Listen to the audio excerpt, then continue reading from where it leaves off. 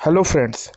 Today जो article हम analyse करने वाले हैं वो द हिंदू अगस्त 13 को पब्लिश हुआ है और इस आर्टिकल का टाइटल है a self reliant foreign policy और it is written by Shri Ram Chaulia जो कि डीन है Jindal school of international affairs. तो इस आर्टिकल में बेसिकली ऑथर ने इंडिया की फॉरेन पॉलिसी और फॉरेन पॉलिसी में जो इंडिया की हमेशा से एक जो नीति रही है ऑटोनॉमी मेंटेन करने की, वो ऑटोनॉमी अभी जब इंडिया और चाइना के बीच में एक जो डिस्प्यूट चल रहा है उस सिचुएशन में इंडिया इस ऑटोनॉमी को कैसे मेंटेन करेगा और उस ऑटोनॉमी को मेंटेन करने में इंडिया के पास क्या चैलेंजेस हैं, इस आर्टिकल में ऑथर ने उसके बारे में कहा है। तो let us analyse the article. तो इंडिया की एक फॉरेन पॉलिसी में एक हमेशा जो नीति रही है वो ऑटोनॉमी की रही है, लेकिन ये ऑटोनॉमी के पीछे जो रीजन ये है कि India wanted to be a self reliant country और इसका हम देखते हैं कि इकोनॉमी में भी इसी चीज़ के लिए बात कही जाती है कि हमें आत्मनिर्भर होना है, स्वदेशी अपनाना है और इसी वजह से खासकर जो स्ट्रेटेजिक या मिलिट्री क्षेत्र में भी या इंडस्ट्री में भी जो बेसिकली की प्रोडक्ट हैं, की टेक्नोलॉजी हैं, की सर्विसेज हैं, वो भारत का हमेशा से ये दृष्टिकोण और प्रयास रहा है कि वो सारी चीज़ें indigenously with in country develop की जाए। हमें की टेक्नोलॉजी के लिए किसी खासकर मिलिट्री क्षेत्र में किसी दूसरे कंट्री के ऊपर में डिपेंडेंट नहीं होना है, हमें आत्मनिर्भर होना है। और उसी तरीके से इकोनॉमी में भी भारत का फोकस ये रहा है कि हम अपनी जो बेसिक रिक्वायरमेंट्स हैं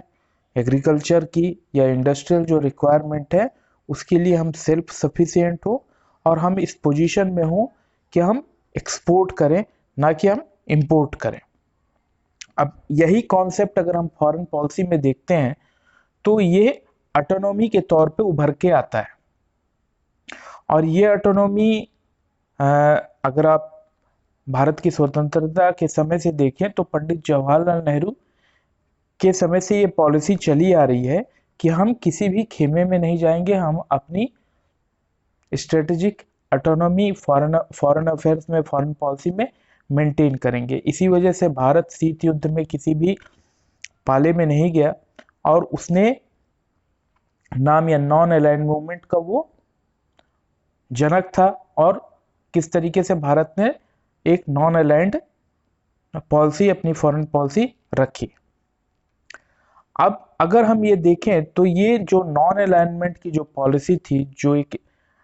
ऑटोनॉमी रखने की बाद जो फॉरेन पॉलिसी में भारत का जो स्टेटेड गोल था, इसमें समय समय पर चेंजेस भी आए हैं। जैसे कि अगर हम केस देखें 1962 का, जब चाइना के साथ में भारत का वॉर हुआ था, उस समय चूंकि भारत की मिलिट्री अफेयर्स मिलिट्री स्ट्रेटेजिक क्षेत्र में भारत की जो कमी थी उसको लेके पंडित जवाहरलाल नेहरू ने यूएसए से मदद मांगी थी, क्योंकि जो थ्रेट हमें उस समय चाइना से था उसके लिए उसको काउंटर करने के लिए हमें एक ग्लोबल पावर की सपोर्ट की जरूरत थी, हमें मिलिट्री मींस की जरूरत थी, मिलिट्री हार्डवेयर की जरूरत थी, जिसके लिए भारत ने यूएसए से मदद मांगी थी। और यही सिचुएशन हम देखते हैं कि 1972 में जो बांग्लादेश का स्वतंत्रता के युद्ध के समय जो लिबरेशन वॉर हुआ, उसमें भी जो थ्रेट बेसिकली हमें पाकिस्तान और उसके चाइना से था और उसका बैकिंग जो यूएसए कर रहा था, इन तीनों कंट्री से जो हमें थ्रेट था उसको डील करने के लिए इंदिरा गांधी ने उस समय के सोवियत संघ यूएसएसआर से फ्रेंडशिप ट्रीटी की थी। तो और 1999 में जबकि कारगिल युद्ध हुआ था तो किस तरीके से डायरेक्टली इनडायरेक्टली यूएसए ने भारत की हेल्प की थी उस कॉन्फ्लिक्ट को रिजॉल्व करने में और पाकिस्तान को बैक ऑफ करने के लिए। तो हम ये देखते हैं कि भारत का जब भी मिलिट्री कन्फ्रंटेशन हुआ है तो सुपर पावर पर्टिकुलरली यूएसए का उसमें कहीं ना कहीं रोल रहा है और भारत ने उसको परमिट किया है। उसमें जो एक स्टेटेड गोल है कि हम न्यूट्रल रहेंगे या हम किसी खेमे में ना जाएंगे, लेकिन उसको भारत ने अपनी रिक्वायरमेंट के हिसाब से समय समय में उसको चेंज किया है और सुपर पावर की मदद ली है मिलिट्री मिलिट्री इशू को डील करने के लिए। 1962 के समय भारत ने अमेरिका से मदद ली और 1972 में यूएसएसआर सोवियत संघ की मदद ली और 1999 में अगेन यूएसए के पास में भारत से मदद मांगी गई। लेकिन ऑथर का ये कहना है कि इन सारी जो मिलिट्री सिचुएशन जो अलग अलग समय में हुई और जिस तरीके से भारत ने जिस तरीके से भारत ने उस समय के सुपर पावर से जो हेल्प या जो सहयोग लिया, वो किसी भी तरीके से भारत की ऑटोनॉमी को अफेक्ट नहीं किया, बल्कि वो एक तरीके से टैक्टिकल यूज था। India did not become any less autonomous when geopolitical circumstances compelled it to enter into de facto alliance like cooperation with major power. Rather, India secured its freedom, sovereignty, territorial integrity by maneuvering the great power equation and playing the real political game. तो हम ये देखते हैं कि भारत का जो ये अपने फॉरेन पॉलिसी में और खासकर मिलिट्री इश्यूज को डील करने में जो फॉरेन पावर्स का जो अलायंस एक तरीके से जो किया, वो उस समय की सिचुएशन के हिसाब से रियल पॉलिटिक को देखते हुए किया गया कदम था और लॉन्ग टर्म में या फंडामेंटली उसने भारत की जो फॉरेन पॉलिसी का जो एक आउटलुक है ऑटोनॉमी का, उसको किसी भी तरीके से प्रभावित नहीं किया। अब सिचुएशन पहली जैसे नहीं है। अब हम देखते हैं कि यूएसए और चाइना के बीच में एक कोल्ड वार की सिचुएशन डेवलप हो रही है और भारत की जो फॉरेन पॉलिसी है जिसमें एक नॉन अलाइनमेंट जो अप्रोच था पहले के कोल्ड वार में, अब ये जो कोल्ड वार नया सिचुएशन जो कोल्ड वार का डेवलप हो रहा है यूएसए और चाइना के बीच में, जिसको हम कोल्ड वार 2 भी कह सकते हैं, उसमें भारत न्यूट्रल रहने की गुंजाइश नहीं है, क्योंकि यहाँ पर भारत का जो रिलेशनशिप है चाइना के साथ में, वो चाइना के होस्टाइल एक्सपेंशनिस्ट और अग्रेसिव बिहेवियर की वजह से भारत को neutral attitude, neutral position maintain करना पॉसिबल नहीं है एज पर ऑथर। और ऑथर का कहना है कि इस तरीके की जो नई शीत युद्ध जो चाइना और यूएसए के बीच में डेवलप हो रही है, उसमें भारत को खुल के यूएसए के साथ में आना चाहिए, क्योंकि एक इक्वल और सेफ डिस्टेंस जो भारत की पहले की नीति रही है वो यहाँ पर एप्लीकेबल नहीं है, क्योंकि China is openly hostile against India और चाइना किस तरीके से भारत के इंटरेस्ट को अफेक्ट कर रहा है, और अगर भारत को उसको डील करना है तो भारत को यूएसए के साथ में खड़ा होना चाहिए। तो ये जब भारत कदम लेता है यूएसए के साथ में अपने स्ट्रेटेजिक अलाइनमेंट करता है, तो क्या ये किसी तरीके से भारत की ऑटोनॉमी को अफेक्ट करता है? ये क्वेश्चन पूछा जा रहा है, क्योंकि जैसा कि भारत की पॉलिसी रही है कि एक ऑटोनॉमी को मेंटेन करने की, जो कि पहले हम देखते हैं कि यूएसए और यूएसएसआर के केस में क्लियरली थी, लेकिन अब जो नया शीत युद्ध हो रहा है जिसमें चाइना और यूएसए दो पार्टी हैं, उस समय क्या भारत नॉन अलाइंड रह सकता है? क्योंकि उस समय डायरेक्टली ना ही यूएसए के बॉर्डर ना ही यूएसएसआर के बॉर्डर इंडिया से लगते थे और ना ही दोनों कंट्री ओपनली इंडिया को थ्रेटन करती थी।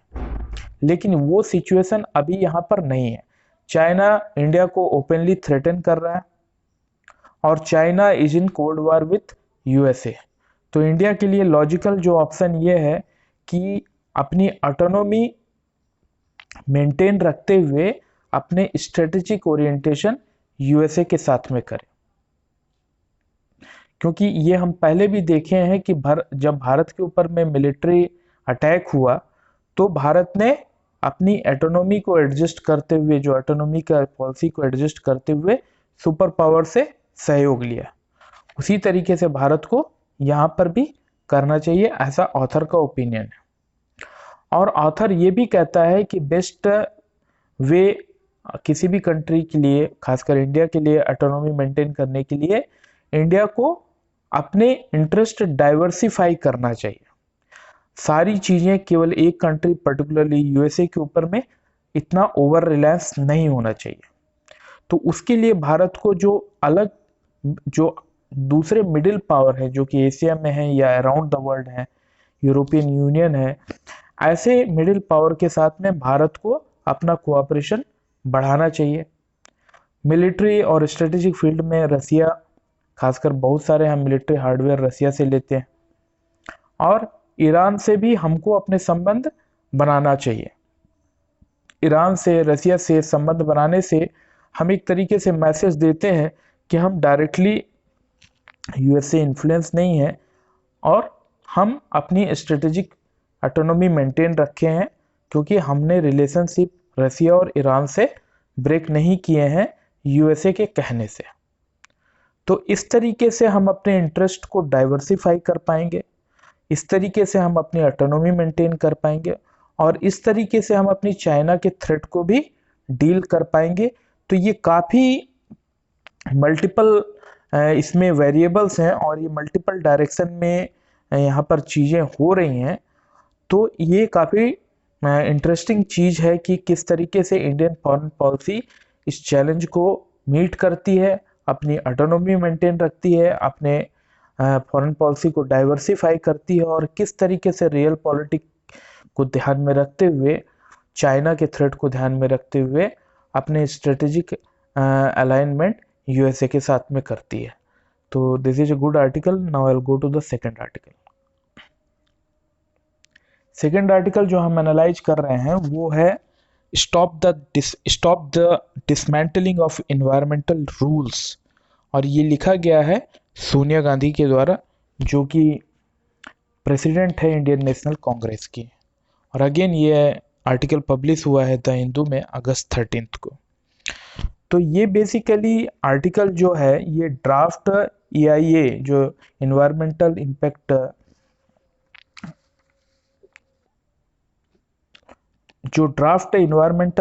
असेसमेंट जो 2020 जो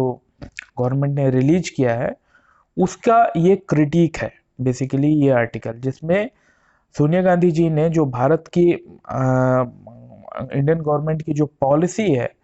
इन्वायरमेंट को लेके उसको क्रिटिसाइज किया है, और जो ड्राफ्ट सर्कुलेट हुआ है EIA 2020 उसको लेके क्रिटिसाइज किया है। तो यहाँ पर हम देखते हैं कि इन्वायरमेंट से रिलेटेड भारत में बहुत सारे लॉ है। तो यहाँ पर ऑथर का कहना है कि गवर्नमेंट के द्वारा ये इन्वायरमेंटल जो लॉ बने हुए हैं, और कई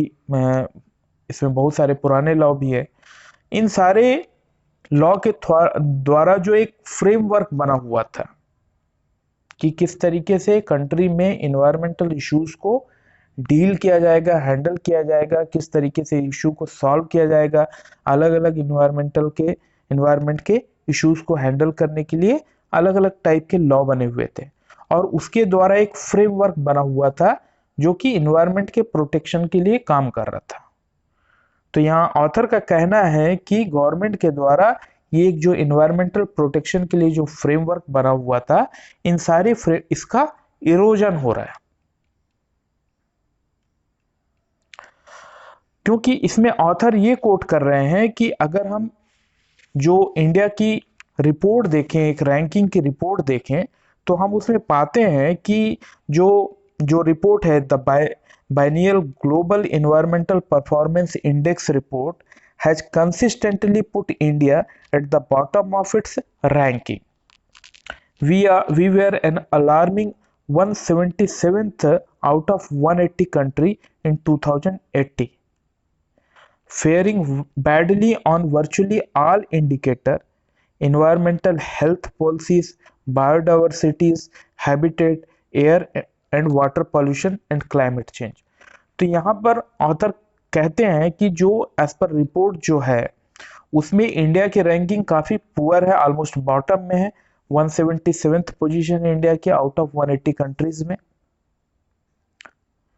और ये सारी चीजें इसलिए हैं कि जो एक फ्रेमवर्क बना हुआ था एनवायरमेंटल प्रोटेक्शन का, वो फ्रेमवर्क का इफेक्टिव नहीं है, उसमें इरोजन हो गया है, वो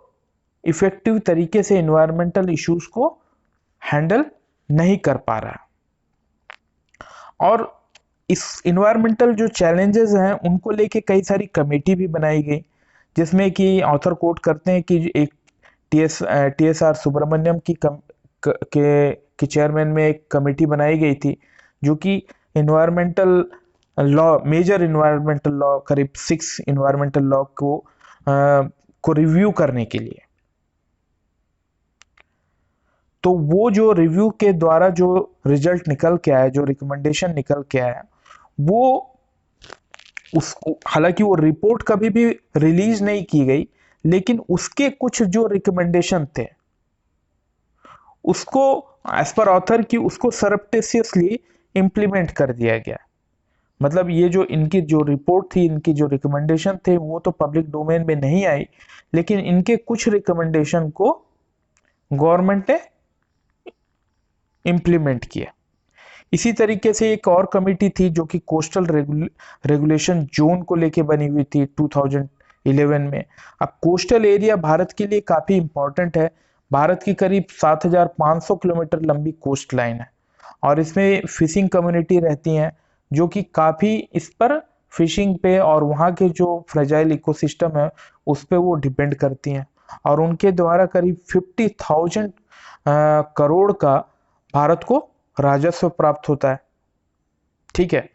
तो ये सारी जो चीज है, जो एक इकोसिस्टम है, जो एक फिशरी वहां पर डिपेंड करती है कोस्टल जोन में, और काफी एक फ्रेजाइल इकोसिस्टम है, वो इकोसिस्टम को डील करने के लिए भी एक कमेटी बनी गई थी। लेकिन उसके रिकमेंडेशन और उसको लेके बहुत ज्यादा उसकी एक रिकमेंडेशन को किस तरीके से गवर्नमेंट अप्लाई कर रही है, ये सारी चीजें भी बहुत ज्यादा उसमें क्लैरिटी नहीं है। अब दूसरा एक जो हम देखते हैं कि national board for wild life, the forest advisory committee और जो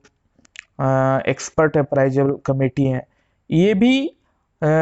इनका जो रोल है बेसिकली जो प्रोजेक्ट अप्रूवल में, वो भी काफी डाइल्यूट हो गया है। और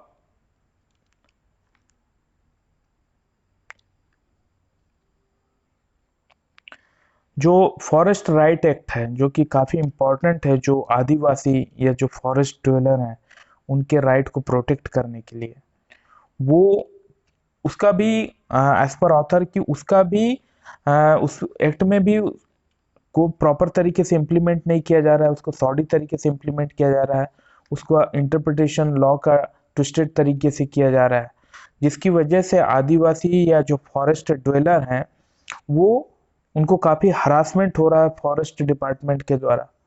और उनके जो क्लेम जो फॉरेस्ट राइट एक्ट के तहत उनको मिला हुआ है, वो सारा चीज, उनका जो राइट है वो सारा एक ब्यूरोक्रेटिक प्रोसेस में कहीं दब के रह जा रहा है। ये सारी चीजें हम देखते हैं कि इंडिया में बहुत सारे फॉरेस्ट एनवायरनमेंट या जो लोकल आदिवासी या जो फॉरेस्ट ड्वेलर हैं उनको प्रोटेक्ट करने के लिए काफ़ी सारे लॉ बने हुए हैं, एक प्रोटेक्शन के लिए, एक इन्वायरमेंटल प्रोटेक्शन के लिए एक फ्रेमवर्क बना हुआ है। लेकिन ऑथर का कहना है कि ये लॉ का इम्प्लीमेंट अच्छी तरीके से नहीं हो रहा है, इनमें इनका डाइल्यूट हो गया है, इनका ट्विस्टेड तरीके से इंटरप्रिटेशन किया जा रहा है, और इस तरीके से एक जो इन्वायरमेंटल प्रोटेक्शन का जो फ्रेमवर्क भारत में बना हुआ है उसका इरोजन हुआ है। नाउ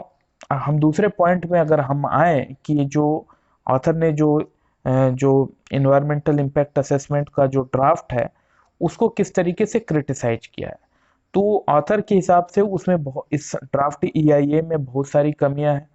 क्योंकि इसमें एक्स पोस्ट फैक्टो अप्रूवल की बात कही गई है। एक्स पोस्ट फैक्टो अप्रूवल की बात यह है कि जो पॉल्यूटर्स हैं वो अगर अपनी इंडस्ट्री को रेगुलराइज करना चाहते हैं, वो ये जो अपनी फैक्ट्री या को सेटअप करने के बाद वो इन्वायरमेंटल अप्रूवल ले सकते हैं। मतलब कोई भी फैक्ट्री के सेटअप होने के पहले अप्रूवल ना लेके वो सेटअप, अपनी फैक्ट्री सेटअप होने के बाद में अप्रूवल ले सकते हैं। तो ये एक पॉइंट है जिसको ऑथर कहते हैं कि सही नहीं है। और जो एक फॉरेस्ट राइट एक्ट है, जो कि बेसिकली जो फॉरेस्ट ट्रेवलर या जो फॉरेस्ट है और आदिवासी है, जो उनके इंटरेस्ट को प्रोटेक्ट करने के लिए बनाया गया था 2006 में, उसका कहीं पर भी जो लिंकेज है कि जो उस फॉरेस्ट एरिया में अगर कोई प्रोजेक्ट अप्रूवल होता है, वो लिंकेज को एक तरीके से अबंडन कर दिया गया है, ऐसा ऑथर कहता है। और जो पब्लिक हियरिंग है, किसी भी जो अफेक्टेड एरिया है, अफेक्टेड लोग हैं उस पर्टिकुलर यहाँ पर इंडस्ट्री सेटअप हो रही है ज्योग्राफिकल एरिया में, तो जो एक पब्लिक हियरिंग का जो एक कॉन्सेप्ट था उसको भी कम कर दिया गया है या ऑलटुगेदर हटा दिया गया है। तो यहाँ पर ऑथर का कहना है कि ये जो ड्राफ्ट है इसमें बहुत सारी कमियां हैं और इन कमियों को दूर करने के लिए हमें वाइड स्प्रेड पब्लिक कंसल्टेशन का रिक्वायरमेंट है। इसको और भी पार्टिसिपेटरी करना है और लोगों तक इसको पहुंचाना है, जिससे हमें डिफरेंट ओपिनियन मिल सके और हम इसको अच्छी तरीके से समझ सकें। और ये जो ईआईए है ये साइंटिफिक होना चाहिए, बेस्ड ऑन साइंटिफिक नॉलेज, और पार्टिसिपेटरी होना चाहिए जिसमें लोगों का पार्टिसिपेशन हो, और इसमें सोशल ऑडिट का प्रोविजन होना चाहिए। अब ऑथर का तीसरा पॉइंट ये है कि हम देखते हैं कि जो एक एनवायरमेंटल प्रोटेक्शन के फ्रेमवर्क में जो एक इरोजन है और किस तरीके से फ्यूचर के लिए जो पॉलिसी बनाई जा रही है, ये सारी चीज़ें एनवायरनमेंट को और डैमेज करेंगी। जैसा कि अभी भी हम देख रहे हैं कि एयर पोल्यूशन की वजह से ऑथर ने एक ब्रिटिश जर्नल द लैंसेट को कोट करते हुए कहा है कि भारत में जो 2017 में जो डेथ हुई, करीब 12.4 लाख डेथ है, जो कि 12.5% ऑफ टोटल डेथ है, वो एयर पोल्यूशन की वजह से हुई, जो कि डायरेक्टली शो करता है कि हमारा एनवायरनमेंट कितना डैमेज हो गया है। ये एयर पोल्यूशन कई वजह से व्हीकल की वजह से पोल्यूशन हो सकता है, ट्रांसपोर्ट की वजह से पोल्यूशन हो सकता है, थर्मल प्लांट की वजह से पोल्यूशन हो सकता है, या फिर जो फॉरेस्ट में आग लगने की वजह से। तो कुल मिला के जो एयर पोल्यूशन हो रहा है, जो इन्वायरमेंटल डैमेज हो रहा है, उसकी वजह से करीब 12.4 लाख लोगों की डेथ हो गई 2017 में। और भी हम अगर ये देखें कि किस तरीके से कोस्टल इकोलॉजी का डिस्ट्रक्शन हो रहा है, जिसकी वजह से हम देखते हैं कि भूमि कटाव और भी बहुत सारी चीजें हो रही हैं। और ये सारी चीजों के पीछे जो एक रीजन है कि जो एक भारतीय कल्चर में जो एक इन्वायरमेंट, फॉरेस्ट और एक जो ऑर्गेनिक लिविंग थी, वो सारी चीजों को रिस्पेक्ट नहीं किया जा रहा है। जो अपने इन्वायरमेंट के साथ एक हार्मोनियस रिलेशनशिप, जो फॉरेस्ट ड्वेलर हैं, आदिवासी हैं, उनके राइट को लेके एक सेंसिटिविटी, ये सारी चीज़ों को लेके जो हमारा कल्चरल ट्रेडिशन में जो वो वैल्यूज़ हैं उनको एक्सेप्ट ना करना या उनको तवज्जो ना देने की वजह से ये एक इन्वायरमेंटल डैमेज की सिचुएशन आ गई है, जो कि अगेन ग्लोबल वार्मिंग या पेंडेमिक के लिए रिस्पॉन्सिबल है। थर्ड पॉइंट, इसके लिए जो गवर्नमेंट की पॉलिसी और जो गवर्नमेंट का एफर्ट है कि इंडस्ट्रियलाइजेशन करने के लिए, इन्वेस्टमेंट लाने के लिए जो गवर्नमेंट प्रयास कर रही है, और किस तरीके से एक मार्केटिंग हो रहा है कि भारत में एक बिजनेस करना एक इजी हो गया है, ईज ऑफ डूइंग बिजनेस, जिससे कि भारत में फॉरेन इन्वेस्टमेंट आए। और उसकी वजह से हम देखते हैं कि वो फॉरेन इन्वेस्टमेंट को, इंडस्ट्री को अट्रैक्ट करने के लिए जो लॉ और रेगुलेशन है, एनवायरमेंटल लॉ और जो रेगुलेशन है, उनको डाइल्यूट किया जा रहा है एज पर ऑथर। तो अब इन सारी प्रॉब्लम को कैसे डील किया जाए, तो उसके लिए ऑथर का कहना है कि इंडस्ट्री का माइंडसेट चेंज होना बहुत जरूरी है। उनको केवल क्लियरेंस नहीं सोचना चाहिए, उनको ये सोचना चाहिए कि इन्वायरमेंटल जो लॉ है, रेगुलेशन है, उनको क्लियर कर देने भर से बात खत्म नहीं होती, उनका लेटर एंड स्पिरिट में कंप्लायंस होना जरूरी है। और जो ग्रीन नॉर्म्स आ रहे हैं उनको फॉलो करना चाहिए। और न्यू टेक्नोलॉजी जो कि ग्रीन मैन्युफैक्चरिंग टेक्नोलॉजी है, या ऐसी इकोनॉमी जो लो कार्बन ग्रोथ स्ट्रेटेजी है, ऐसे मेजर्स, ऐसे स्ट्रेटेजी या ऐसी टेक्नोलॉजी, ऐसी चीज़ों को यूज करना चाहिए। और गवर्नमेंट को ये देखना चाहिए कि किसी भी इंडस्ट्री का एक कुमुलेटिव इफेक्ट क्या है over a period to the environmental cost क्या है, कुमुलेटिव इफेक्ट क्या है। मतलब ओवर ए पीरियड जो इंडस्ट्री का लाइफ साइकिल है, उसमें वो इंडस्ट्री का एनवायरमेंट को डैमेज को में जो इफेक्ट है ओवर ए पीरियड कुमुलेटिवली कितना है। फिर ऑथर का कहना है कि हम एनवायरमेंट को प्रोटेक्ट कर सकते हैं बाय पब्लिक पार्टिसिपेशन। और पब्लिक पार्टिसिपेशन हम ऐसे ला सकते हैं थ्रू पब्लिक वर्क प्रोग्राम, और जिसमें हम ग्रास रूट लेवल पे मूवमेंट को क्रिएट कर सकते हैं। ये हमारे जो